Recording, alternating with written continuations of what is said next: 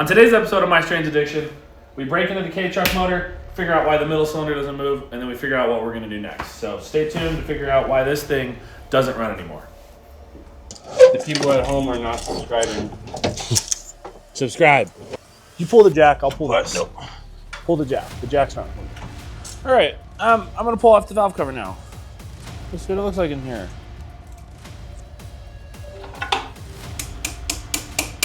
What's in there? Oh. Oh my God. As soon as it runs.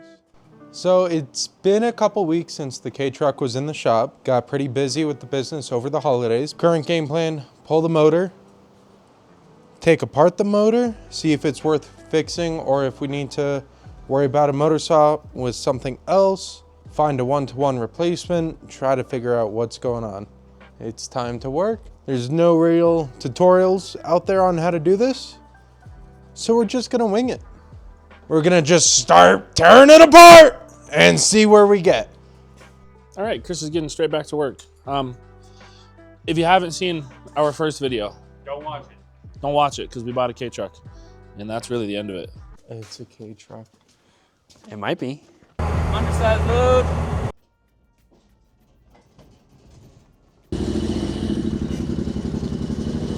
That is a terrible color smoke. A quick little recap. It's a 1994 Mitsubishi Minicab. It's got a tiny little 3-cylinder in it, and the middle cylinder doesn't work.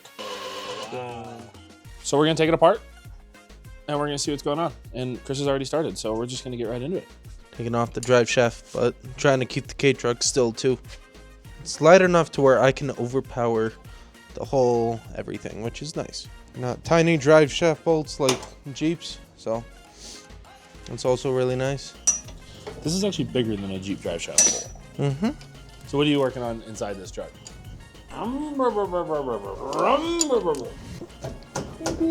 There was this snow plow mount, which is now out there. This whole thing was sitting under the motor. So we plasma cut that off, and now we're gonna try to pull this out. I think the bottom. I think there's room. So yeah, wish us luck. All right, Chris, what'd you discover? It's a slip yoke drive shaft, so the transfer case leaks as soon as I pull it out. Just in case you don't believe me.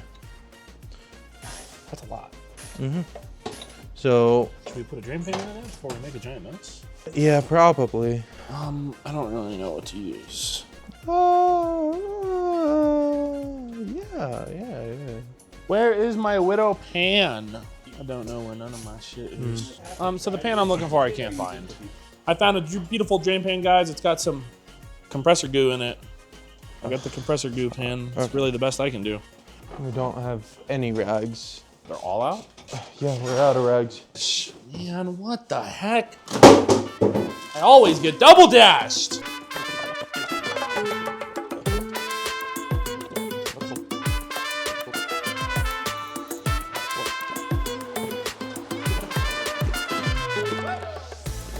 Okay, we've accomplished a couple things. Excuse me, Dad. Excuse me, Dad. You're okay. We have the shift linkages disconnected. Wow, that's awesome.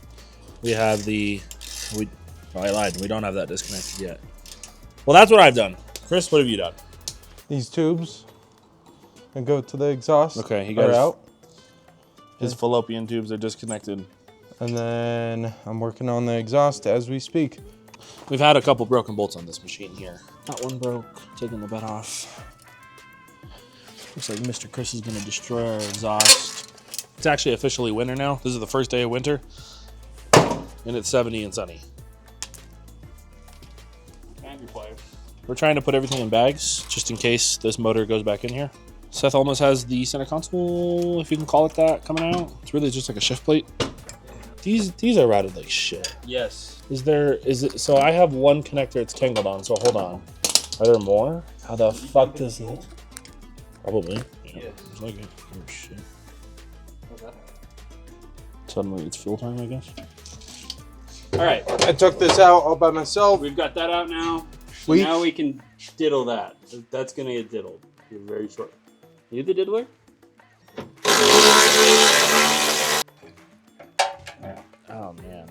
the power steering needs to get disconnected, the upper radiator hose, and then I think the whole drive assembly, everything can just come out with it. Like the fan, I don't think we don't need to take the fan off. Nope. Now, the motor is sideways, so I don't really know how we're gonna get it on the jack nicely. So I'm kind of hoping it just falls down, and then the cylinder 2 just opens up, and they can put a new piston in there. Yeah, I mean, you know, statistically, given enough time, that will happen. Crazier things have happened. Yep. The radiator hoses are done. I drained the coolant. It's still draining, but it's kind of nasty down there. Haven't really looked yet. No. There was some. Similar to the oil level. Definitely not enough. Yes. Yeah, there was no oil. Chris, I got a question. The audience probably doesn't want to know, but if I'm acting as an audience, I want to know. We haven't fixed our Cherokee project. Yes. And now we have this. Yes. Why? It's a goddamn K-truck. That's a good answer. Enough said. Okay, Chris got whatever he was doing taken care of with the power steering pump. So now we're rolling the truck forward, and we're gonna pull this thing out. Yay! Yay. You guys excited? Yes, sir. 100%. What we're planning on doing is unbolting it and then taking it out. Hope that helps. I don't have.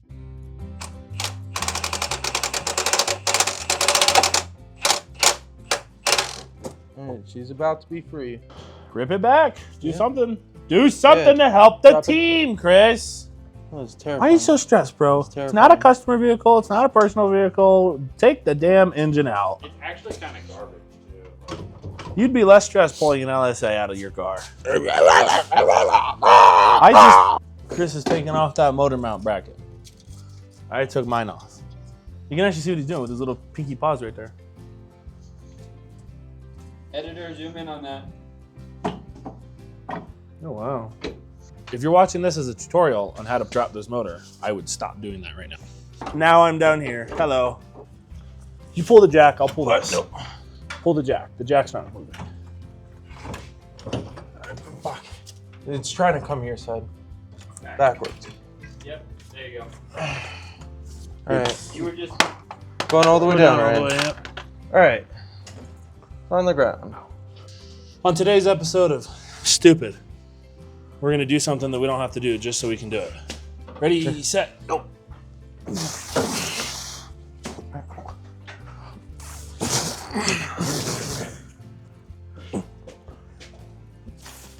And down.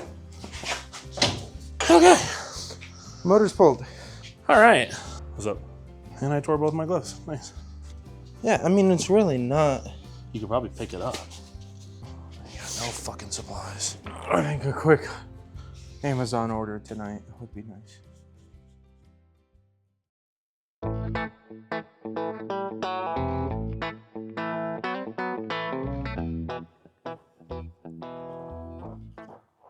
Welcome back to My Strange Addiction.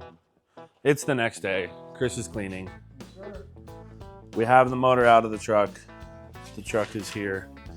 Now we're gonna pull some of this apart and we're gonna try to pull the transmission off, throw the engine on a stand, and then we're gonna dig into this thing and we're gonna see how broken it is. I don't know what I was saying. Perfect. Okay, I like that.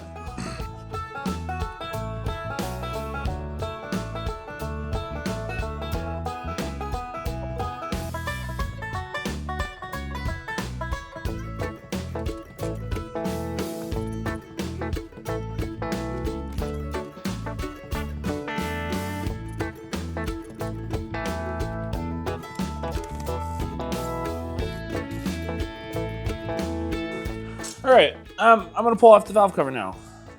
Let's see what it looks like in here. Wow, it's this thing? motor. There's a lot of carbon. It looks very oily. Probably didn't have many oil changes. There's a bunch of carbon in here. He's making a bunch of noise. What you got over here? The starter's out. Starter's out. Wow. Oh, and we can see our rusty clutch. Very good. One thing that's interesting about this design is there was a throttle bracket that was using one of the bell housing bolts. I already had one of those off. The starter is 2 of the bell housing bolts, And then there's just 2 more on the bottom. One there and then one on the other side. And then it'll come off. And I don't know, that's pretty cool. Space efficient. Wow. There's nothing about this that's easy. Could you just hold that up? It's not heavy. Be patient. No, hold it up. I'm still in the middle of eager. I'm in the middle of This doing. guy sucks. You want me We're to gonna hold it sit up? here and we're gonna watch Chris. I'm ready. You Okay. just had to wait 30 seconds. What am I doing holding this? I don't know, bro. I gotta reset up my camera. Yeah. I just need to get to the bottom one. Wait. All right, you're good. Time to separate these two.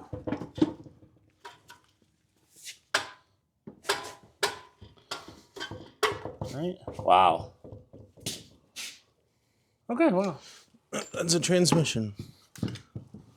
That surprises me. Yep. And that's a clutch, huh?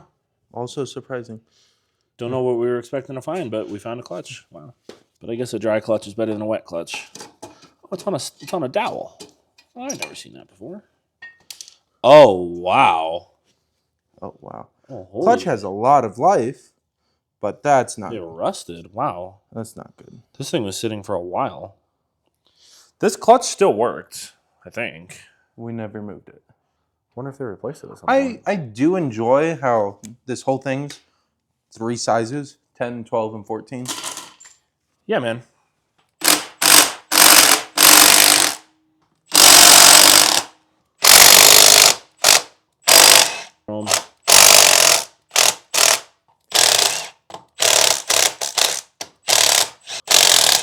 I almost feel like it just had a clutch. Oh, and it's gonna come off. Oh, wow. It's just gonna come off. Oh. And the pilot bearings in the flywheel. Huh. Yeah, bearing's good. Feels good. That looks new. Huh. Okay. There's our clutch. Here's the back of our crank.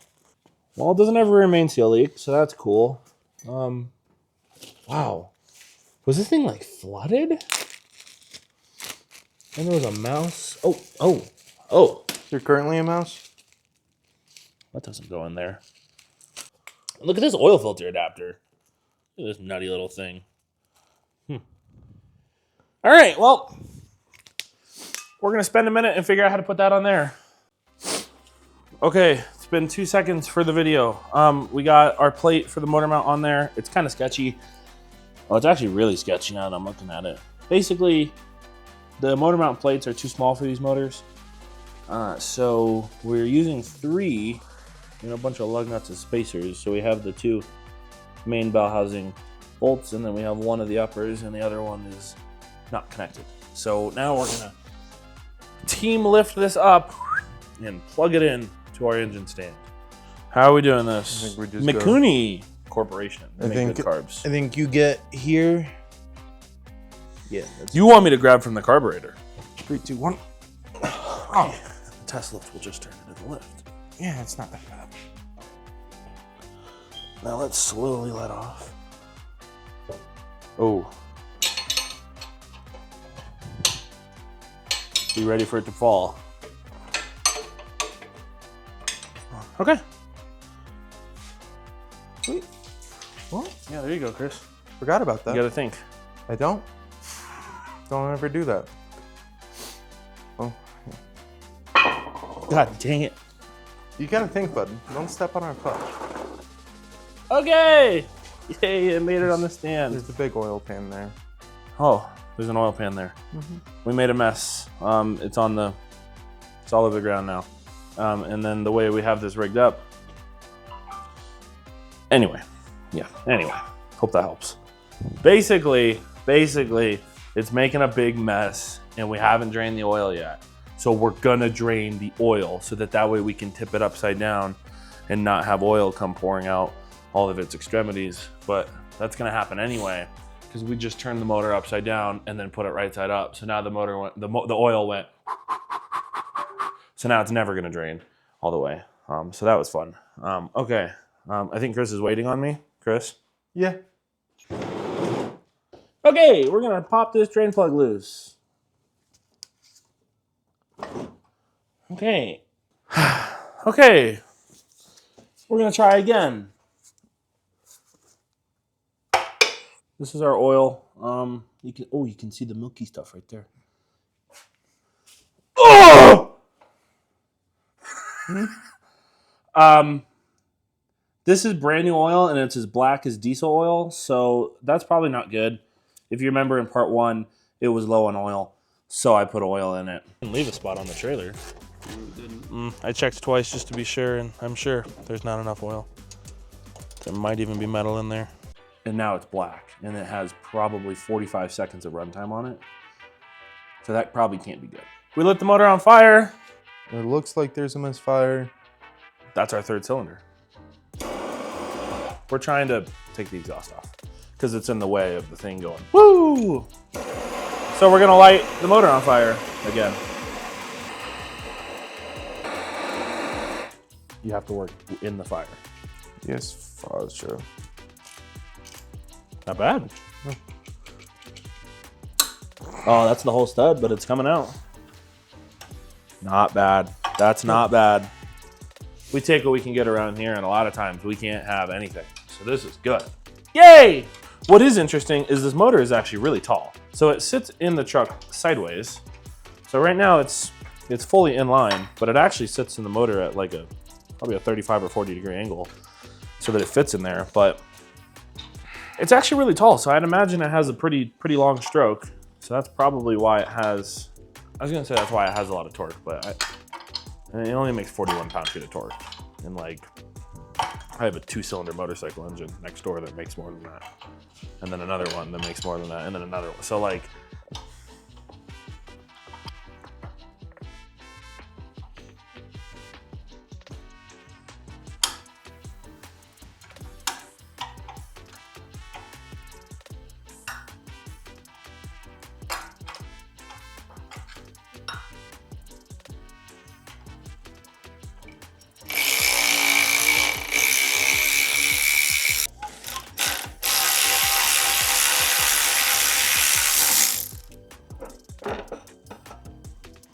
This thing's surprisingly heavy.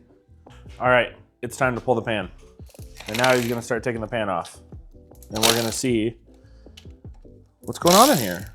I don't know what I'm expecting, but.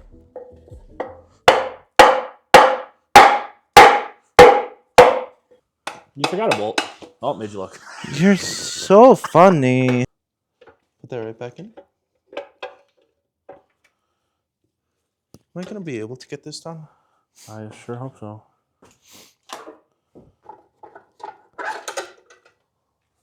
All in the name of doing things wrong. What's in there? Oh. Oh my God. That's a rod cap. That's a rod cap. Oh, sure enough. Oh, wow. Okay, so the crankshaft is completely trashed. Oh, wow. Well, then look at this. It's snapped in 2 places. Mm-hmm. Too much torque. Whole chassis twisted. All right, let's dig in. Okay, more connecting rod. Wow, look at that split out. All right, everybody. Let me zoom in on this. This is kind of blurry, hard to see. That stick in the middle is a connecting rod. The piston's on the outside. I wonder if that's actually our rod bearing that's still stuck to the crankshaft. I wonder if it's just the bearing that's trashed. Or if that's actually the crank. It doesn't look like the crank because it's not shiny. That looks like the bottom side of a bearing. In fact, I think it is. Let me find a 17 and crank it over. Oh, wow. This one's on the way out, too. Wow.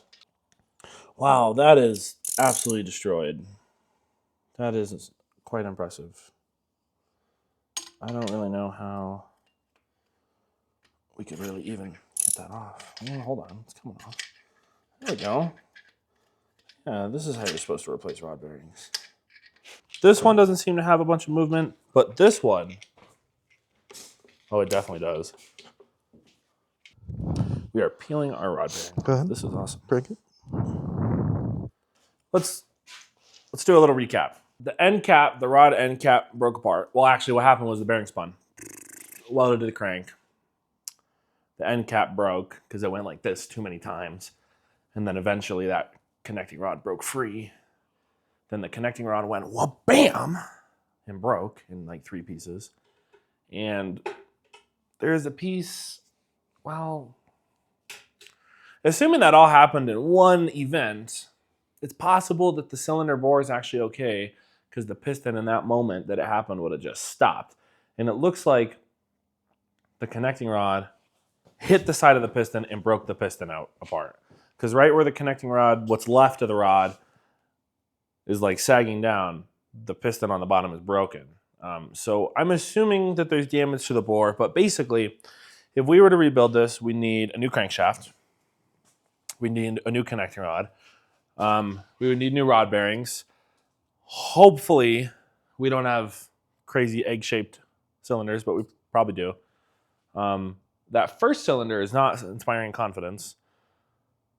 But maybe the cylinder and the piston, maybe all that's fine. So at the bare minimum, we'd need a crankshaft, a connecting rod, and a piston for the middle cylinder. And then piston rings, a wrist pin. That's all a lot of money and hard to find, right? I mean, these motors aren't like super easy to find. Basically, what we're getting at is that's a lot of money. That's a lot of effort. That's a lot of time. And there's like another direction we could go where we spend all that time, money, and effort custom fabbing something in here that doesn't belong in here. So we're going to go through our options and we're going to see.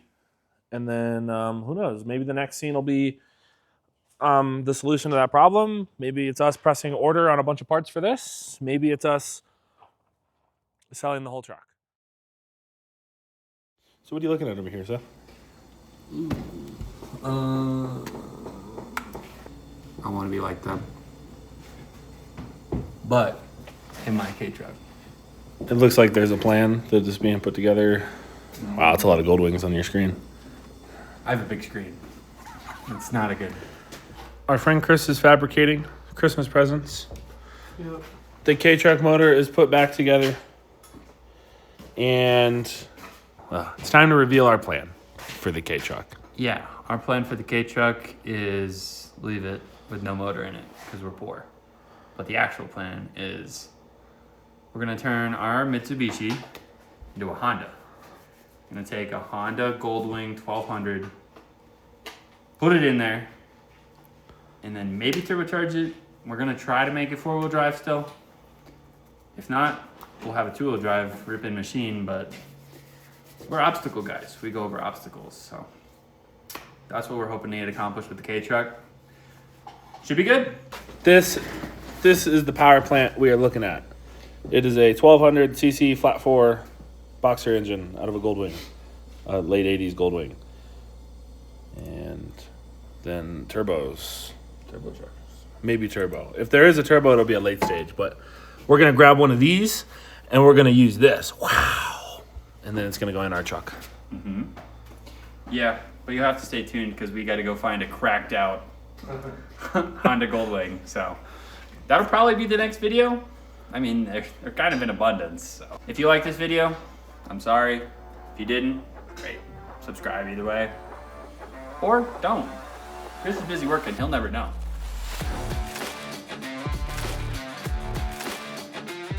He's not very good at his job. Chris, you got a message! I love when Chris intently watches what I'm doing. You think you're gonna screw it up? I hope this angle of you looks as good as I hope it does. We just keep this. Like, this part looks really good. Yeah. I wasn't even shopping for this. No, I was. Terrible. It's a K car. It's ugly. Yeah.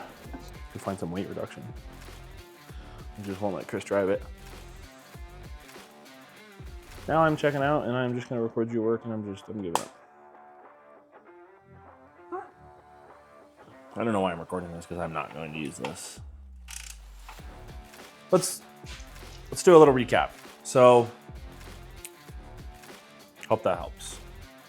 That kind of looks like what we have out, right? Yeah. Let me crack that John loose. Looks like the size of all time. It's definitely one of the sizes of all time.